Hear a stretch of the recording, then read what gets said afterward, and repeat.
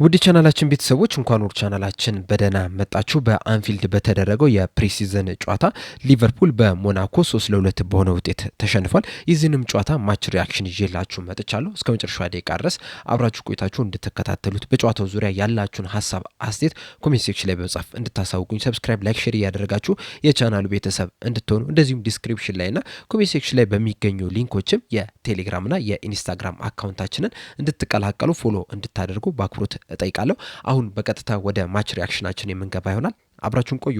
በአንፊልድ በተደረገው የፕሪሲዝን ጨዋታ ሊቨርፑሎች 3-2 በሆነ ውጤት በሞናኮ ሊሸነፉ ችሏል። ጨዋታውን ሊቨርፑሎች በአሌክሳንደር ኢሳቅና ፍሎሪን ቪርትዝ ባስቆጠሯቸው ሁለት ግቦች 2-0 መምራት ችለው ነበር። ነገር ግን ሞናኮች ከኋላ በመነሳት ባስቆጠሯቸው 3 ግቦች አማካኝነት ሊቨርፑልን 3-2 በሆነ ውጤት በአንፊልድ ሊያሸንፉ ችሏል። ጨዋታውን እንዳጠቃላይ ከተመለከትን ሁለት አይነት አጋማሽን የተመለከት ነው። የምታስታውሱ ከሆነ እንግዲህ ከሊድስ ጋር በተደረገው የአሜሪካ የመጨረሻ ጨዋታ ሊቨርፑሎች ተመሳሳይ አይነት እንቅስቃሴ ነበረ ያደረጉት። የመጀመሪያው አጋማሽ ላይ በጣም ምርጥ እንቅስቃሴን አድርገው ነበር። ሁለተኛው አጋማሽ ላይ ግን የዛ ተቃራኒ ብዙ ክፍተቶች የታዩበትን ጨዋታ ነበረ የተጫወቱት። በዚህ ጨዋታ ላይም በተመሳሳይ መልኩ የመጀመሪያው አጋማሽ ላይ ጥሩ እንቅስቃሴን ተመልክተን ነበረ። ሁለተኛው አጋማሽ ላይ ግን ብዙ ክፍተቶችን መመልከት ችለናል። የመጀመሪያው አጋማሽ ላይ ሊቨርፑሎች በሃይ ኢንቴንሲቲ እና በሃይ ፕረስ ነበረ ሲጫወቱ የተመለከትናቸው። እንዲሁም የመጀመሪያው አጋማሽ ላይ ያሳዩት እንቅስቃሴ በክሎፕ ጊዜ ሊቨርፑሎች ሲያሳዩት ከነበረው እንቅስቃሴ ጋር የሚቀራረብ ፐርፎርማንስን በሊቨርፑል በኩል መመልከት ችለናል። እንደዚሁም ከኳስ ውጭ የነበራቸው እንቅስቃሴ በጣም የሚያስገርም ነው የነበረው። በተለይ በተነጠቁ ሰዓት በፍጥነት ያንን ኳስ መልሶ ለመንጠቅ ጥረት ሲያደርጉ ተመልክተናል። እንደ ቡድንም ነበረ ፕረስ ሲያደርጉ የነበሩት። ከዚህ ቀደም በነበሩት የፕሪሲዝን ጨዋታ ላይ እንደነገርኳችሁ በተለይ ዶሚኒክ ሶብዝ ላይ ፕረስ ለማድረግ በሚሄድበት ሰዓት እሱ ትቶት የሚሄደው ቦታ ላይ የትኛውም የሊቨርፑል ተጫዋች ከቨር ለማድረግ ሲንቀሳቀስ አልተመለከትም ነበረ። በዚህ ጨዋታ ላይ ግን ያንን ክፍተት አረሞ መምጣት ችሏል። እናም አንድ የሊቨርፑል ተጫዋች ፕረስ ለማድረግ በሚሄድበት ሰዓት እሱ ትቶት የሄደውን ቦታ በሌላ ተጫዋች ሲተካ ወይም ሲሸፈን ተመልክተናል። በዚህ ምክንያትም ሞናኮች ክፍተት ማግኘት ሲያቅታቸው የተመለከትንበት ሁኔታ አለ። እንደዚሁም ከኳስ ጋርም በጣም ጥሩ የሚባል እንቅስቃሴን ማድረግ ይችላል። በቢልዳፕ የተለያዩ እድሎችን ሲፈጥሩ የተመለከትንበትም ሁኔታ አለ። ይህ ቢልዳፓቸው ደግሞ በጣም የተረጋጋን የነበረው በፔሸንት ነው የነበረ ቢልዳፑን ሲመሰርቱ የተመለከት ነው። በዛም ደግሞ እድሎችን መፍጠር ይችላል። ከዛ በተጨማሪም ረዣዥም ኳሶችንም በተደጋጋሚ ሲጠቀሙ የተመለከትንበት ሁኔታ አለ እና በዚህ ጨዋታ ላይ በተለይ የመጀመሪያው አጋማሽ ላይ በተለያዩ መንገዶች እድሎችን ለመፍጠር ጎሎችን ለማስቆጠርም ጥረት ሲያደርጉ የተመለከትንበት ሁኔታ አለ እና ይህንን መንገድ የሚጠቀሙ ከሆነ በተለያዩ የጨዋታ ስታይሎች በተለያዩ አማራጮች ጎል ለማስቆጠር ከዚህ በኋላም ጥረት የሚያደርጉ ከሆነ የተለያዩ ጨዋታዎችን በቀላሉ ለማሸነፍ ከፍተኛ እድል ይሰጣቸዋል። ምክንያቱም አንድ ቡድን አንድ የጨዋታ ስታይል ብቻ ይዛ የምትገባ ከሆነ ለዛ የጨዋታ ስታይል መፍትሄ ይዞ የሚመጣ ይሆናል። ነገር ግን የተለያዩ የማጥቃት አማራጮችን የምትጠቀም ከሆነ በቢልዳፕም በረዣዥም ኳሶችን በካውንተር አታክም ቡድኖችን ለማጥቃት የምትገባ ከሆነ በየትኛው እንዘጋጅ የሚለውም ግራ ሊያጋባቸው ስለሚችል ጨዋታውን በቀላሉ አሸንፈ ለመውጣት እድሉን ይሰጣልና በዚህ ጨዋታ ላይ በመጀመሪያው አጋማሽ ላይም የተመለከትነው ይህንን ነው። በጣም ፔሸንት በሆነ በተረጋጋ መንገድ ኋላ መስርተው ቻንሶችን ክሬት ሲያደርጉ ተመልክተናል። እንደዚሁም በካውንተር አታክም ቻንሶችን ክሬት ለማድረግም ጥረት ሲያደርጉ የተመለከትንበት ሁኔታ አለ። እንደዚሁም ከተከላካዮችም የሆኑ ከአማካኞች በሚጣሉ ረዣዥም ኳሶችም እድሎችን ለመፍጠርም ጥረት ሲያደርጉ የተመለከትንበት ሁኔታ አለና በማጥቃት ረገድ ሊቨርፑሎች በተለይ የመጀመሪያው አጋማሽ ላይ በጣም ጥሩ የሚባል እንቅስቃሴን ማድረግ ችሏል። እንደዚሁም አንዳንድ ተጫዋቾችም ምርጥ ብቃታቸውን ማሳየት ችሏል። በተለይ ወጣቱ የመሀል ተከላካይ ስፍራ ተጫዋች ሆኖ ሉዶኬ በጣም ድንቅ የሚባል ምሽትን ማሳለፍ ችሏል። ሊቨርፑሎች ለቀጣይ ሲዝን ይህንን ተጫዋች በሊቨርፑል ማቆየት ባለመቻላቸው በጣም የሚያበሳጭ ነው። ምክንያቱም በጣም ትልቅ ተስፋ ያለው ተጫዋች ነው። ከቨርጅል ቫንዳይክ ጋርም በጣም ጥሩ የሚባል ጥምረትን ማስመልከት ችሏል።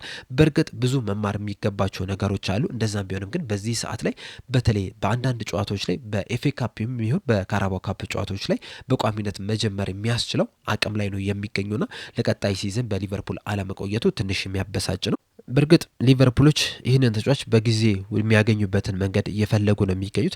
እንደሚታወቀው ይሄ ተጫዋች የስራ ፍቃድ ያልተሰጠው ማግኘት የሚገባውን ነጥብ ባለማግኘቱ ነውና በውሰት ውል ሰጥቶ ይህንን ነጥብ የሚያገኝበትን መንገድ ለማግኘት ጥረት እያደረጉ ነው የሚገኙት። ያ የሚሳካላቸው ከሆነ ምናልባትም ከጃንዋሪ ጀምሮ በሊቨርፑል ሲጫወት ልንመለከት የምንችልበት ከፍተኛ እድል አለ። አይሳካላቸዋል ወይ አብረን የምንመለከት ይሆናል።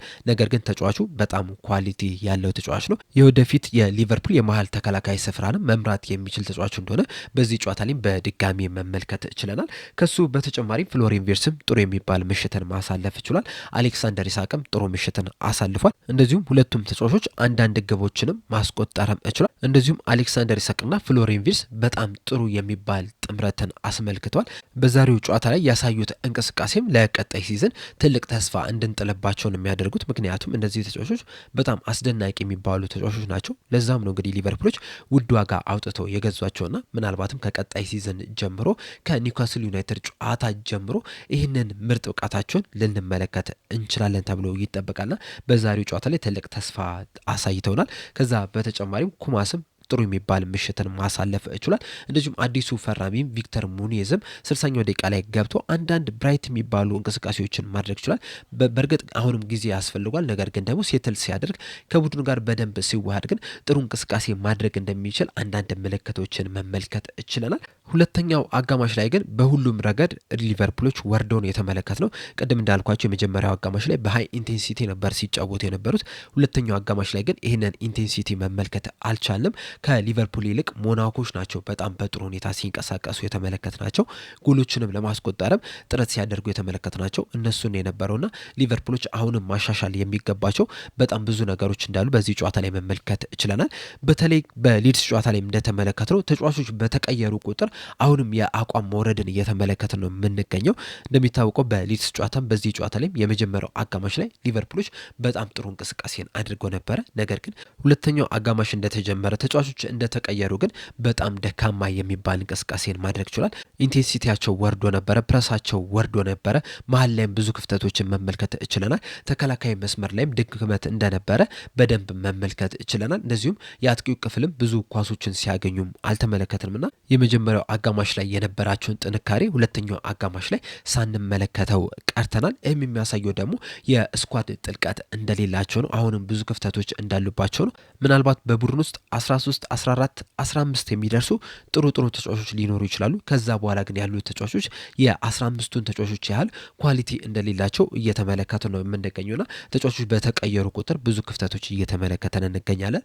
በእርግጥ አብዛኞቹ ተቀይሮ እየገቡ ያሉ ተጫዋቾች ወጣቶች ናቸው። እንደዛም ቢሆንም ግን ደካማ የሚባል እንቅስቃሴን መመልከት ችለናል።